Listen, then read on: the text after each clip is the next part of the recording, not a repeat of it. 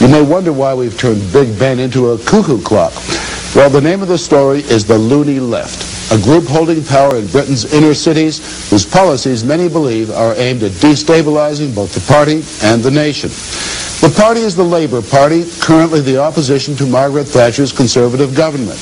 That party has traditionally practiced middle-of-the-road socialism, but its current leader, Neil Kinnock, possibly facing a general election very soon, is also facing a threat by extremists that could destroy him and the Labour Party. Tonight we touch on just a few examples of what's concerning many Englishmen. Some are quite frivolous, some outrageous, some anti-American, all of them aimed at the next generation of voters.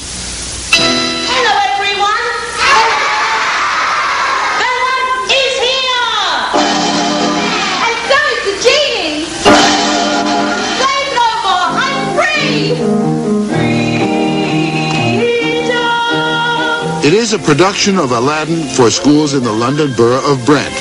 Aladdin rewritten with a new political message. Freedom now. Freedom is the one thing I like. The red flag flies where once the Union Jack flew on borough council halls in many of Britain's big cities.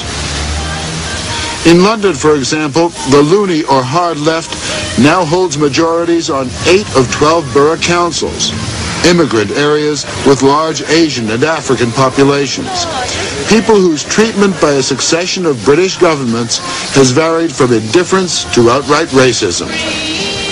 The Loonies have taken these people's legitimate concerns about social justice and mixed them in with their own quite different agenda.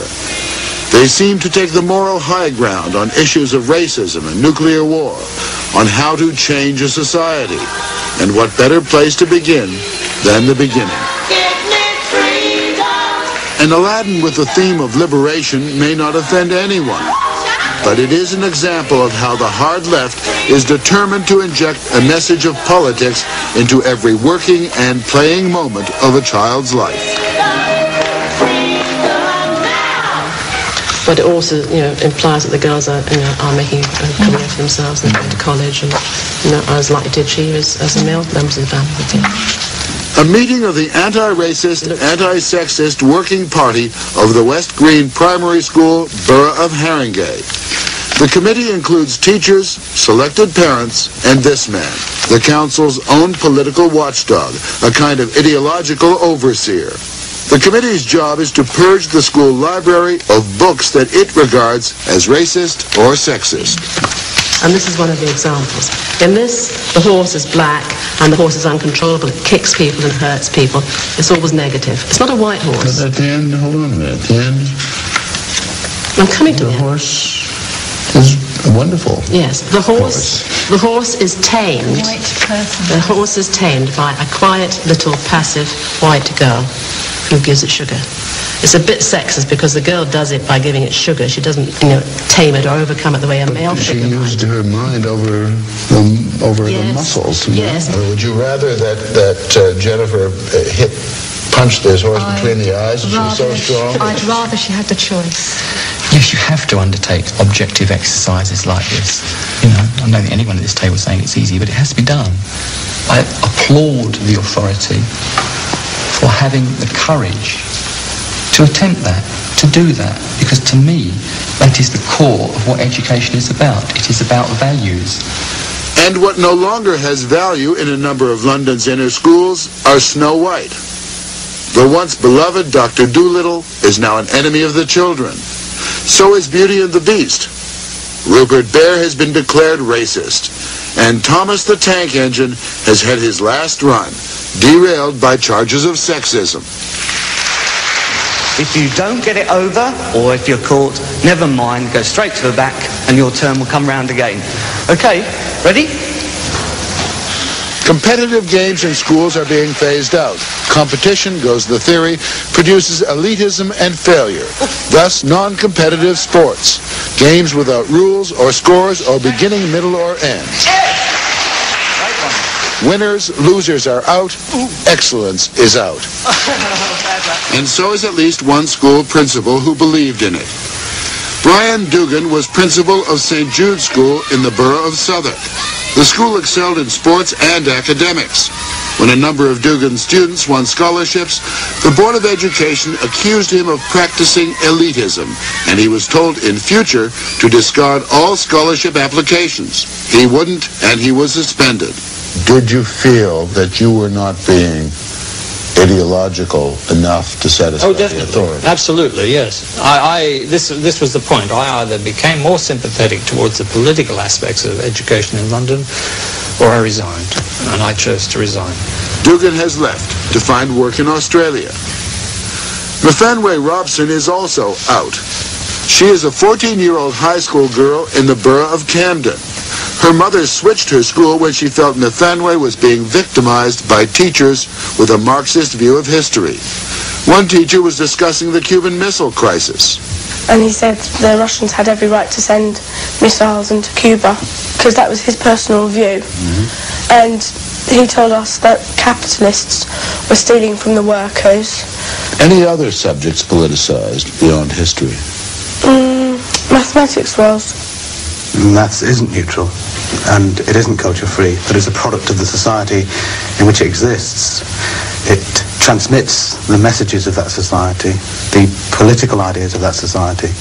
Europe Singh was commissioned by the Inner London Education Authority to initiate non-racist mathematics. It is openly political. For example, in teaching percentages, the questions are phrased in terms of exploitation of the workers. There are people who gain from profit and people who lose from profit in society.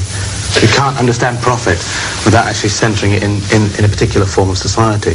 So beyond learning how percentages work, there is a social message, yes, or a political message. Yes.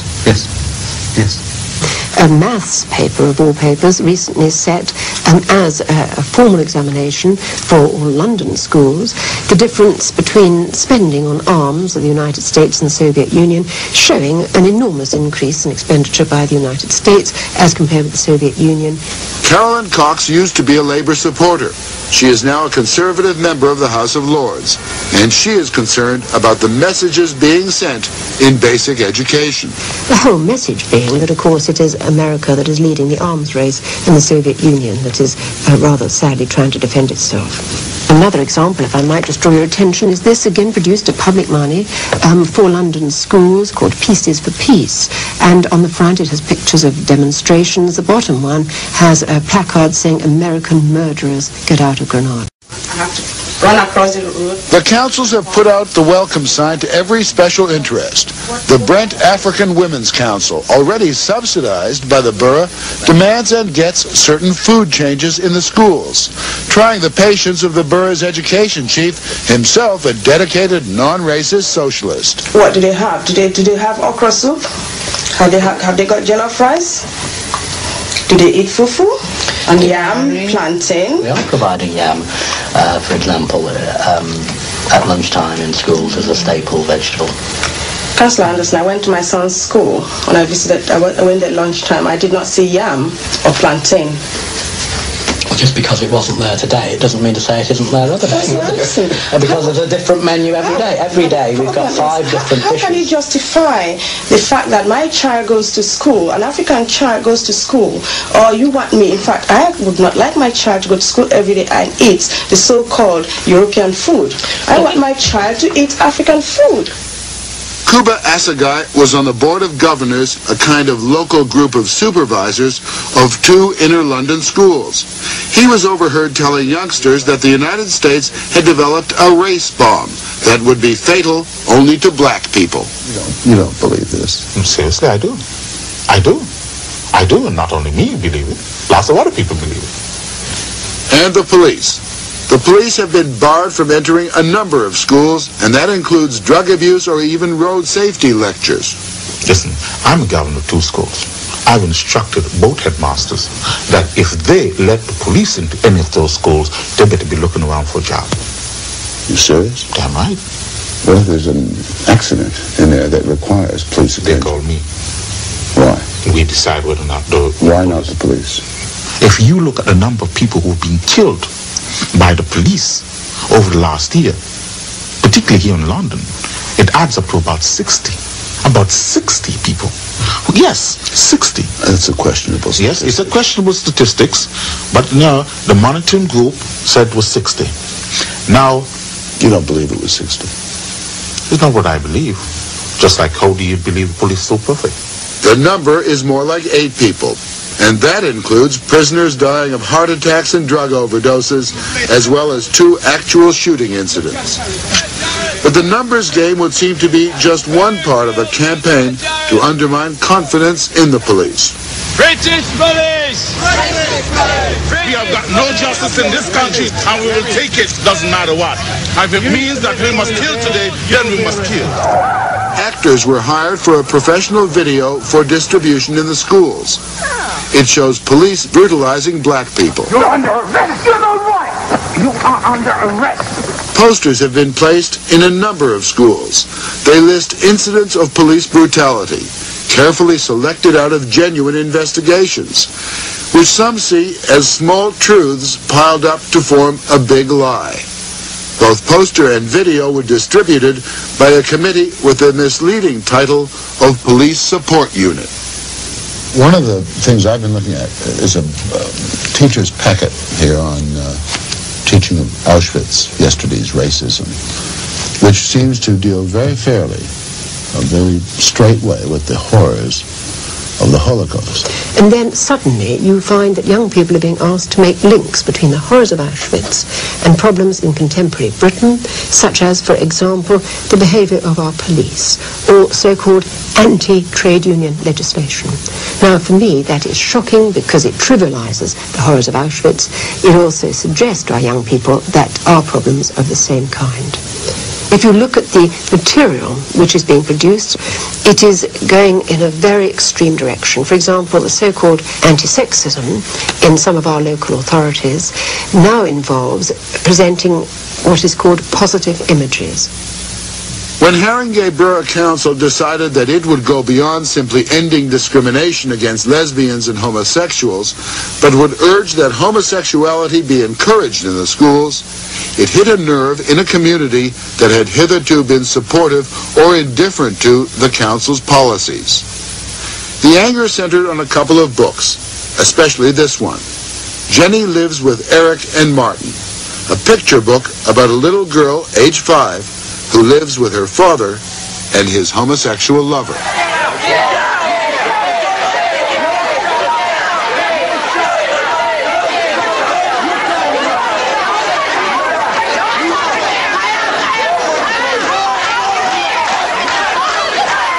The Haringey Parents' Rights Group turned up at the council meeting to complain. The council, with its Labour majority, voted to have those hated racist police remove the parents. Bernie Grant is leader of the Haringey Council. Madam Mayor, can I say that I have not been supplied with a copy of the book Jenny Lives with Eric and Martin. I have been supplied... Our children are seeing it. Why hasn't the leader of the council seen it? He's wasting time. The third part of the question asks whether I support fully the council's homosexual and lesbian policies. The answer to that is yes. There is a genuine feeling among the parents group that what is at stake here goes way beyond homosexual rights or positive images, that it is a direct ideological attack on the family. Another book that angers them is an American publication for age 5 and up, which includes a how-to on masturbation. That's not what I sent my child to school for. I would like them to raise the academic level of the school, not to teach my children about gay and homosexual activities. I'm so shocked. Do you have children in school in Haringey? Yes, I have 2, yes. And I mean, if they're teaching, I'll tell you, I'll take them out of school. There's no way I'm having my kids taught that rubbish. No way. Why shouldn't it be left to us parents to teach our children what we want? The defense of this is that they're trying to say that they're trying to teach the children non-sexism, non-racism. But where does it end? Why can't we teach our children that? It's the way we bring up our children. Do you think that there is political indoctrination going on in the schools? Political indoctrination. All these big words. I mean, I'm just a normal mum, you know. But they're using their politics with our children. They're not going to. Not mine. out of order. They want to ruin family life. I, for one, will never, ever vote for them again. No return to Victorian values. Fight for them. When a small group from parents' rights assembled to hold an all-night vigil at the Haringey Town Hall, it was met by a counter-protest of gay liberation people bussed in from all over London. This time the abuse was just verbal. Other times the women were urinated upon. You are the ones that want to come in and dictate to our children what's right. What you do behind your own doors is your business, but don't put it down on top of our children and down our throats.